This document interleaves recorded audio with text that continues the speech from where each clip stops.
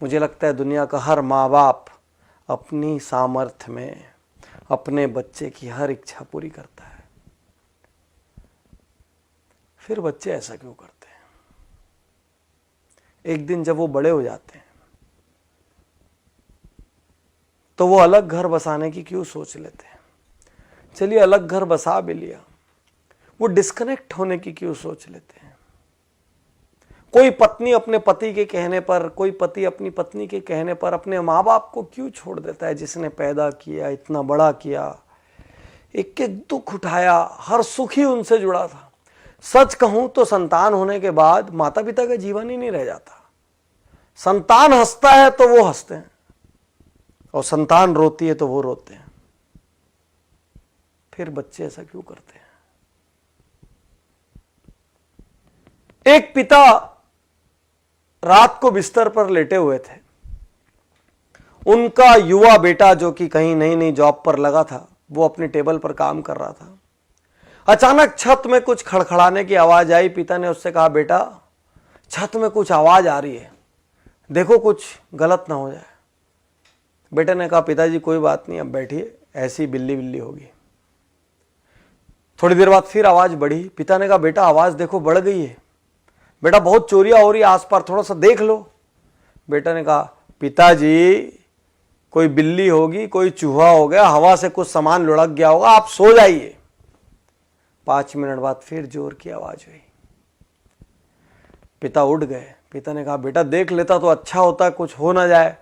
और बच्चा जोर से भड़क के कहता है, आपको तो नींद आती नहीं है, आपको क्या है, दिन भर आप सोते रहते हो, आपको कोई काम है नहीं, मुझे तो काम करने दो, अरे जो होगा मैं देख लूंगा, आप चुपचाप सोने क्यों नहीं जाते, इतना परेशान क्यों कर रहे हो?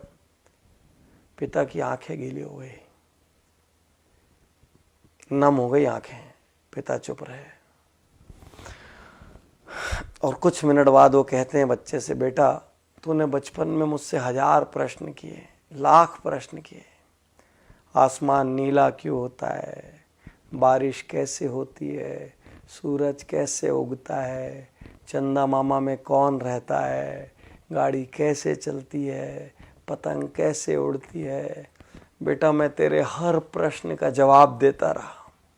कभी नहीं जानता था तो झूठ मूठ का देता रहा, कभी कहीं से पूछ के देता रहा, कहीं से पता करके देता रहा। बेटा मैं तेरे पर कभी गुस्सा नहीं हुआ कि आसमान नीला क्यों होता है तो तेरे को क्या करना है उससे। बेटा मैंने कभी नहीं कहा, और आज तो मेरी छोटी सी बात से बुरा मान गया। यही तो सच्चाई है दुनिया की। एक संतान के लिए माता पिता अपना हर सुख दांव पे लगा देते हैं। वही संतान बाद में जेनरेशन गैप का नाम दे देती है। वही संतान बाद में कहती है हमारे विचार मेल नहीं खाते। विश्वासघात है ये, गलत है ये। जितना आपकी सामर्थ्य हो उतना आपको करना चाहिए। मैं ये नहीं कहता कि आप श्रवण कुमार बन जाए और कांधे पर उठाकर लेके जाएं, लेकिन जितनी आपकी सामर्थ्य हो उतना आपका दायित्व बनता है। और आपके माता पिता मॉडर्न नहीं है तो संकोच मत करिए। वो मॉडर्न इसलिए नहीं है क्योंकि वो उतने समृद्ध नहीं थे, उनके पास वो लग्जरीज नहीं थी, उनको इंग्लिश बोलना नहीं आता तो शर्म मत करिए, क्योंकि उस समय इंग्लिश मीडियम स्कूल नहीं थे, और थे भी तो उनकी क्षमता नहीं थी। क्षमता होती तो क्यों भला वो हल्के रहते। लेकिन आप ये तो सोचो कि उन्होंने आपके लिए क्या किया। उन्होंने ये तो किया कि आपको इतना सामर्थ्यवान बना दिया। अब आपका क्या दायित्व है, छोड़ के चले जाएं। अब आपका क्या दायित्व है बुढ़ापे में, जब उनको किसी के साथ की सबसे ज्यादा जरूरत है। अरे किसी जॉब की वजह से, असाइनमेंट्स की वजह से पास ना रह पाए तो हर दिन एक फोन तो कर सकते हैं, हर कुछ महीने में मिलने तो आ सकते हैं, सारी व्यवस्थाएं तो जुटा के दे सकते हैं कि किसी किस्म की कोई तकलीफ ना हो जाए। बागबान पिक्चर आपने देखी होगी, मुझे उसमें आज भी अमिताभ बच्चन का एक सीन याद आता है, जब चश्मा बनाने के लिए उनका बेटा कहता है अभी पैसे नहीं है, काम चला लो, और छोटा सा बच्चा पैसे ला के देता है कि पापा पहले, दादाजी पहले चश्मे बनवा लो। आपके पास अपनी लग्जरी के लिए पैसा है, अपनी गाड़ी बदलने के लिए पैसा है, अपना बंगला बदलने के लिए पैसा है, नया इंटीरियर कराने के लिए पैसा है, मॉल जाने के लिए पैसा है, लेकिन माँ बाप की सेवा करने के लिए ना तो आपके पास पैसा है ना तो आपके पास वक्त है। सिर्फ एक प्रश्न है, यदि आपकी संतान ने ऐसा किया तो आप क्या करेंगे? यदि आपकी संतान ने ऐसा किया तो आप क्या करेंगे? आप बोलेंगे नहीं, मेरी संतान तो कर ही नहीं सकती। लेकिन आपके माँ बाप ने भी तो ये नहीं सोचा था ना कि आप ऐसा करेंगे, नहीं तो आपको दूध क्यों पिलाते, आपको बड़ा क्यों करते जब एक दिन विश्वासघात लेना था तो। आज आप जो कर रहे हैं ना वो कल आपके साथ भी हो सकता है। सोचिए, गणेश जी ने माता पिता के 3 चक्कर लगा लिए थे और उसी से उनका दुनिया का सारा चक्कर हो गया था। माता पिता हैं ये भी भाग्य की बात है। मैं ज़्यादा जानता हूँ, मेरे पिता का निधन जब मैं बहुत छोटा था तब हो गया था, और जब मैं सामर्थ्यवान हुआ तो मेरी माता का निधन हो गया। मैं सहानुभूति के लिए नहीं कह रहा हूँ, मैं दुर्भाग्यशाली मानता हूँ कि आज मैं जहाँ भी हूँ, जिस मुकाम पर भी हूँ, जितना सक्षम भी हूँ, मेरे घर में कोई बड़ा नहीं है वो बांटने के लिए, और वो कमी खलती है हर पल। आज आपके पास है तो ग्रांटेड मत लीजिए। आप किसी देश में जॉब कर रहे हो, किसी शहर में जॉब कर रहे हो, एक कॉल अपने माँ बाप को कर सकते हैं। 2 मिनट के लिए व्हाट्सएप कम कर दीजिए, उस दिन 5 मिनट के लिए फेसबुक मत देखिए, कर सकते हैं।